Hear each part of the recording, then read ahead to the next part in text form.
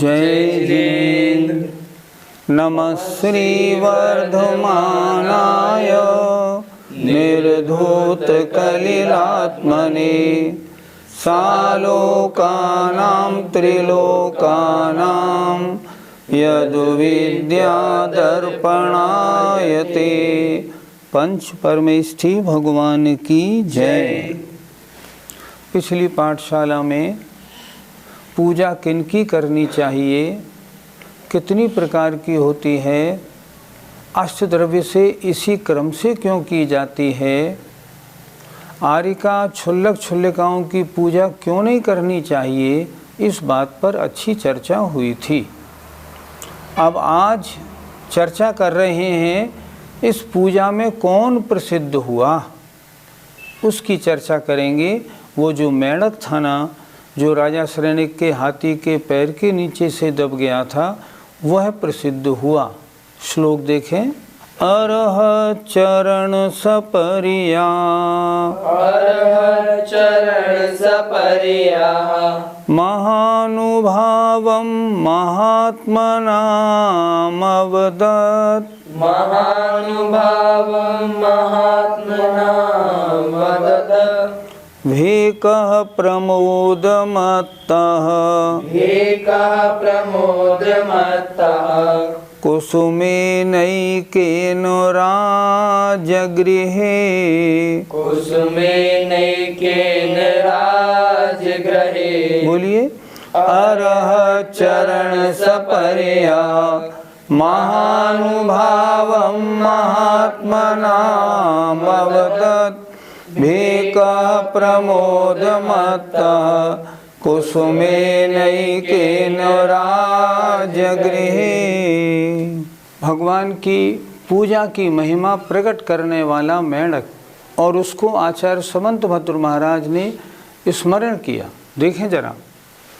अरहत माने अरहंत भगवान के, चरण माने चरण कमलों की, सपरिया माने पूजा, महानुभावम उसकी महिमा, उसका महात्म्य, महात्मनाम अर्थात भव्य जीवों के आगे अवदत् प्रकट किया था। किसने?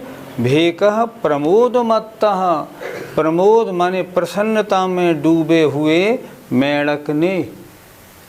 प्रसन्नता में डूबा हुआ जो मेंढक था, उसने भगवान की पूजा की क्या महिमा होती है लोगों को बताई। कैसे बताई, किसके द्वारा उसने पूजा की? कुसुमेन एकेन राजगृहे, राजगृह नगरी में एक फूल के द्वारा। क्या अर्थ लगाएंगे? देखें। राजगृह नगरी में एकेन कुसुमेन अर्थात एक फूल के द्वारा, प्रमोद माने प्रसन्नता में डूबे हुए मेंढक ने भगवान के चरणों की पूजा की महिमा भव्य जीवों के आगे प्रकट की थी।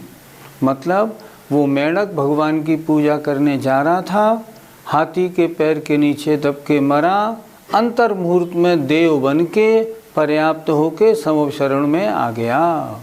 ये क्या है? ये मेंढक से देव बनने तक की जो बात है, ये भगवान की पूजा और भक्ति विचार में, भक्ति में डूबा हुआ था, इस कारण ऐसा हुआ। इसलिए उसने भगवान की पूजा की महिमा सबके सामने तुरंत प्रकट कर दी। मैं अभी मरा और अभी देव बन के आ गया। पंडित जी, इस मेंढक की क्या कथा है? राजगृही नगरी में एक सेठ थे, नागदत्त। उनकी सेठानी का नाम था भवदत्ता। सेठ जी एक बार सामायिक कर रहे थे, उन्होंने नियम ले लिया जब तक ये दीपक जलता रहेगा मैं सामायिक करता रहूँगा। दीपक जल रहा था, दीपक में तेल खत्म होने लगा। सेठानी ने देखा दीपक बुझ जाएगा, सेठ जी की सामायिक में थोड़ी दिक्कत होगी, वो उसमें घी डालती रही। घी डालती रही, दीपक जलता रहा। दीपक जलता रहा तो सेठ नागदत्त सामायिक करते रहे। बड़ी ज़ोर की प्यास लगी और इतनी प्यास लगी सामायिक करते करते उनका मरण भी हो गया। पानी की प्यास में आर्त ध्यान से मरे थे, इसलिए मर के अपने मकान की अपनी ही बावड़ी में वो मेंढक बने।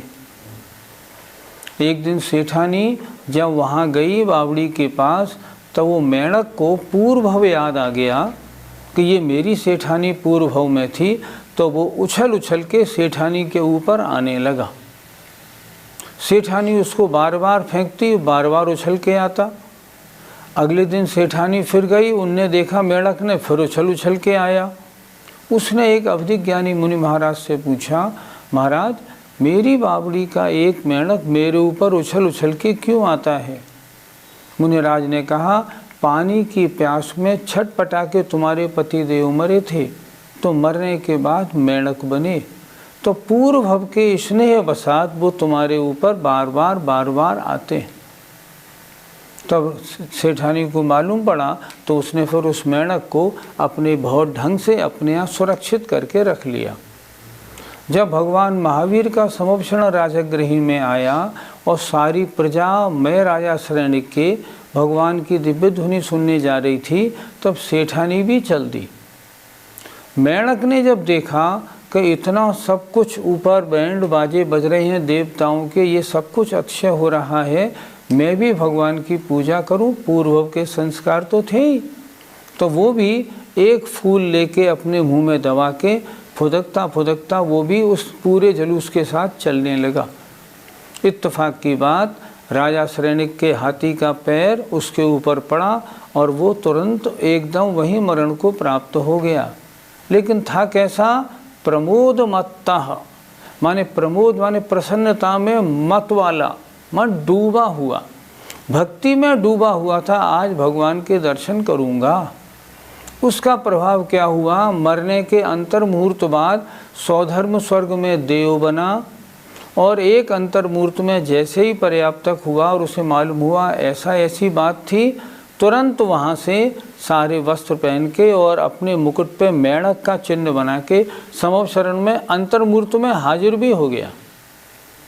श्रेणिक महाराज ने गौतम स्वामी से पूछा, भगवान ये अभी अभी एक नए देवता कौन आए और इनके मुकुट पर मेंढक का चिन्ह क्यों बना है? तब गणधर देव ने ये पूरी कथा उनके लिए सुनाई। राजन, तुम्हारे पैर के नीचे दब के ये मेंढक अभी मरा था, अंतर मुहूर्त में देव बना और देखो यहाँ आ भी गया। ये भगवान के पूजा की महिमा है।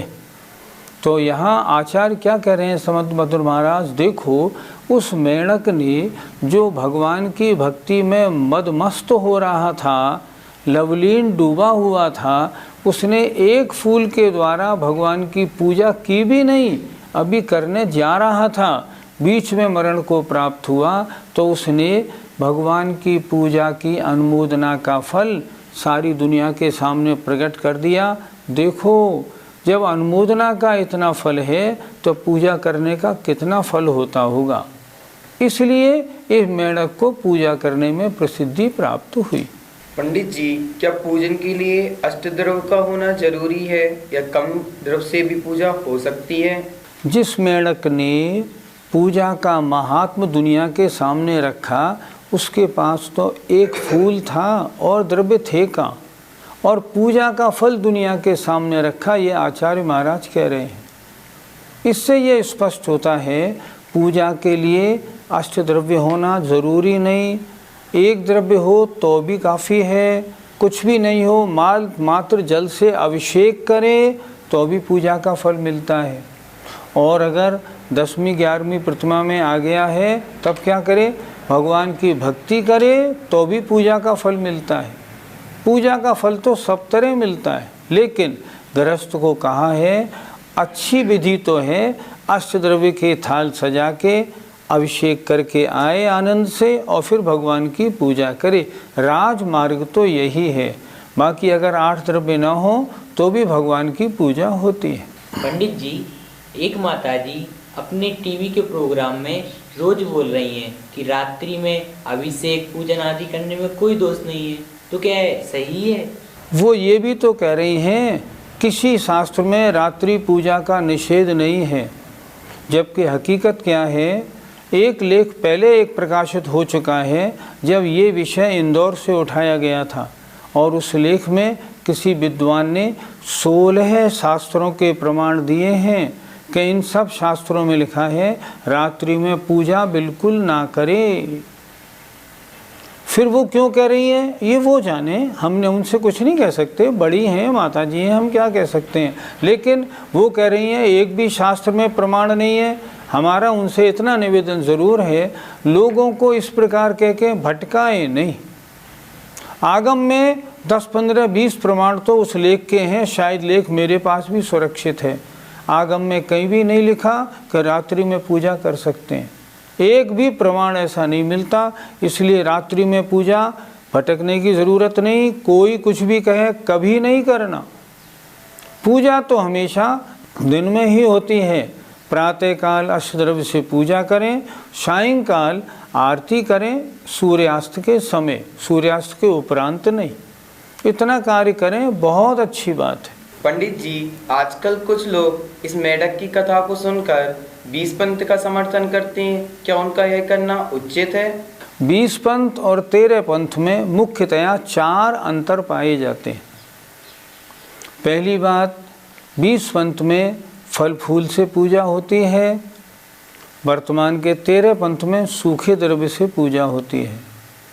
20 पंथ में पंचामृत अभिषेक होता है, 13 पंथ में जलाभिषेक होता है। 20 पंथ में महिलाएं अभिषेक करती हैं, 13 पंथ में महिलाएं अभिषेक नहीं करती। और 20 पंथ वाले देवी देवताओं को भी पूजते हैं, 13 पंथ वाले नहीं पूजते। अब देखा जाए, पहली बात, देवी देवताओं की पूजा 20 पंथ वाले करते हैं, वो तो प्योर मिथ्यात्व है, उसका तो कहीं समर्थन मिल ही नहीं सकता, वो तो बिल्कुल बेकार बात है। दूसरी बात, स्त्रियां अभिषेक कर सकती हैं या नहीं, स्वयं आचार्य शांत सागर महाराज के जीवन चरित्र में लिखा हुआ है स्त्री अभिषेक ना करे। आचार्य शांत सागर महाराज ने कहा, आचार्य शांत सागर महाराज से बड़ा कोई मुनि पिछले 100-150 वर्ष में हुआ नहीं। जब वो मना कर रहे हैं तो हम किसी और मुनि या आर्यका की बात कैसे मान सकते हैं? हम कभी नहीं मानेंगे।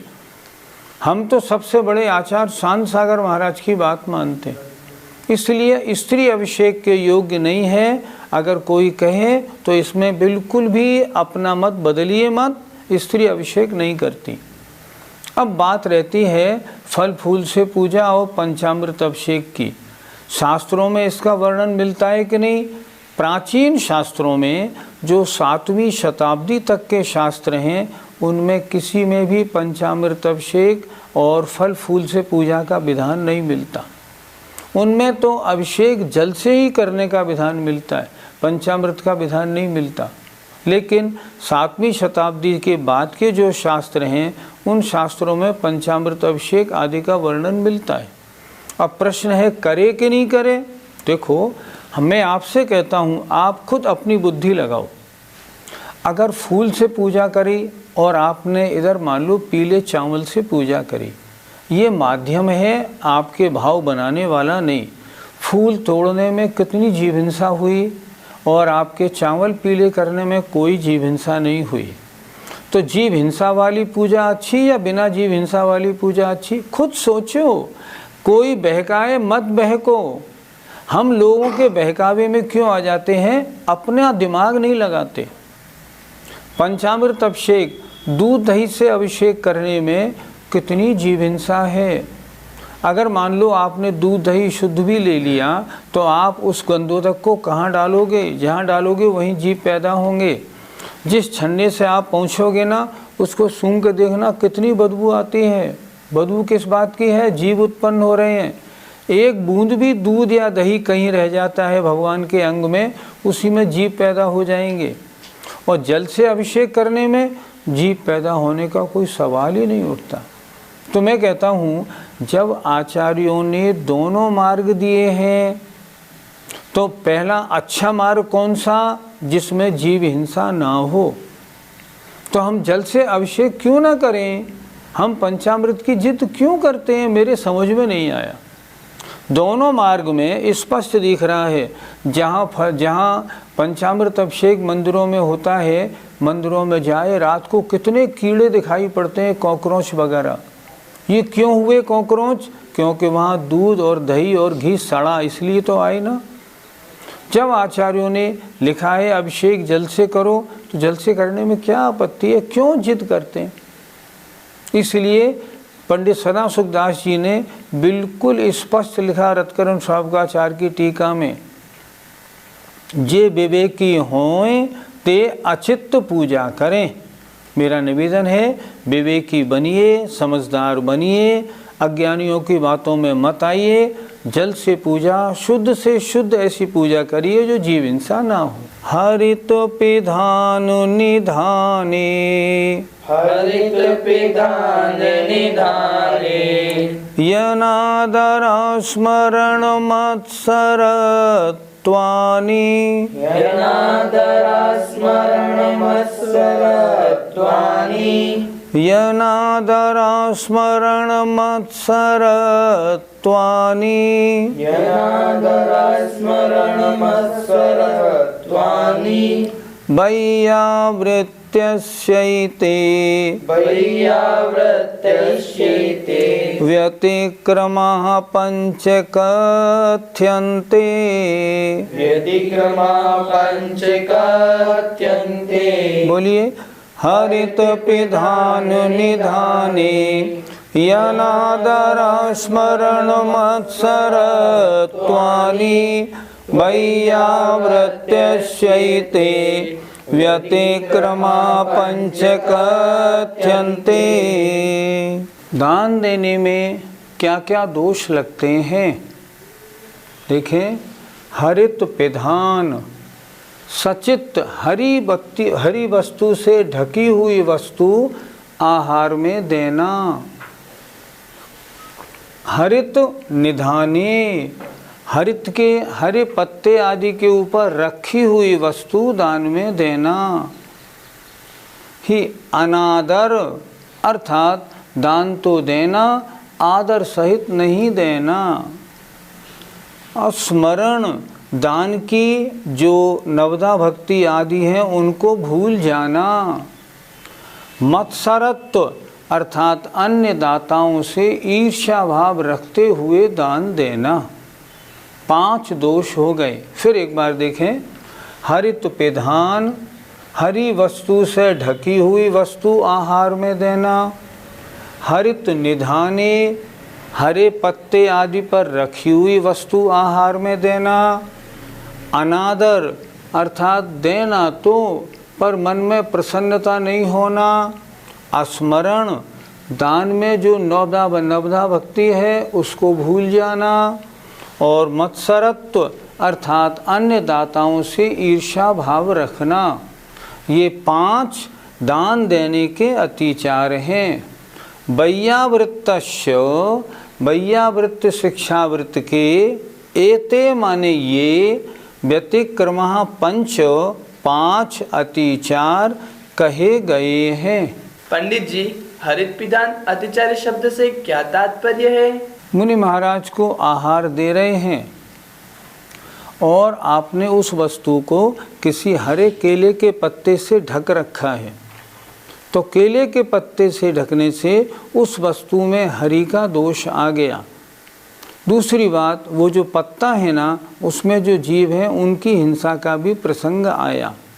इसलिए अगर हरे पत्ते आदि से ढकी वस्तु आहार में दी जाती है तो उसमें दोष लगता है, अतिचार है। पंडित जी, हरित निधान अतिचार से क्या तात्पर्य है? आपको मुनि महाराज को रोटी देनी है और वो रोटी केले के पत्ते के ऊपर रखी है, तो उसके ऊपर रखने से केले के पत्ते के जीवों की हिंसा होगी, सचित्त का दोष लगेगा। इसलिए हरी वस्तु के ऊपर रखी हुई वस्तु दान देने के योग्य नहीं रहती, उसमें दोष हो जाता है। पंडित जी, अनादर अतिचार से क्या समझना है? मन में तो ये था कि आज मुनि महाराज आहार पर हमारे यहाँ पड़गान में आएंगे। आप आए क्षुल्लक जी, तो अब क्षुल्लक जी के प्रति अब क्षुल्लक जी आए होंगे, अब तुम आहार दे दो, मैं बाहर बैठा हूँ, ऐसा अनादर का भाव रखना अतिचार है। ऐसा नहीं, जो भी अतिथि आए ना, आदर सहित उसको दान देना चाहिए। ये सोचो आज मेरा पुण्य इतना गाढ़ा नहीं रहा जो मुनि महाराज आते, चलो अब जो मिले हैं मेरे भाग्य से, इनका तो मैं योग्य सम्मान करूं। पंडित जी, आस्मरण अतिचार से क्या तात्पर्य है? नवदा भक्ति की क्रियाओं में कोई कमी रख लेना, भूल जाना। मुनि महाराज को पड़गान करके अंदर तो ले आए चौके में, लेकिन हे महाराज उच्चासन पर विराजमान होइए नहीं कहा, खड़े रहे तो क्या होगा, महाराज वापस चले जाएंगे। क्यों? आप भूल गए आपको क्या कहना था। इस तरह नवदा भक्ति आदि क्रियाओं में से किसी का भूल जाना अस्मरण नाम का अतिचार है। पंडित जी, भगवान की पूजा में क्या क्या अतिचार लगते होंगे? आजकल कुछ लोग सूर्योदय से पहले ही कुएं से जल ले आते हैं, गर्म कर लेते हैं, अभिषेक कर लेते हैं सूर्योदय से पहले। नहीं, ये दोष है, ऐसे नहीं होता। अर्थ के उच्चारण में गलती करना ये भी अतिचार है। शब्द के उच्चारण में गलती करना और अर्थ को नहीं पहचानना ये भी कमी है, ये भी अतिचार है। अगर ऐसा करेंगे तो भाव भक्ति कहाँ बनेगी। पूजा में 10 जगह आया नमो नमो नमस्कार नमस्कार, मस्तक नहीं झुकाना ये भी दोष है, ये भी कमी है। इन कार्यों को करेंगे ना तो पूजा का फल पूरा नहीं मिलेगा। पूजा का फल पूजा कब मिलेगा? जब उसमें डूब के एक तो उच्चारण सही हो, प्रत्येक शब्द का अर्थ आता हो और मन वचन काय से भक्ति हो, तब उसका फल पूरा मिलेगा। अन्यथा पूजा का फल पूरा नहीं मिलेगा। जय जिनेंद्र।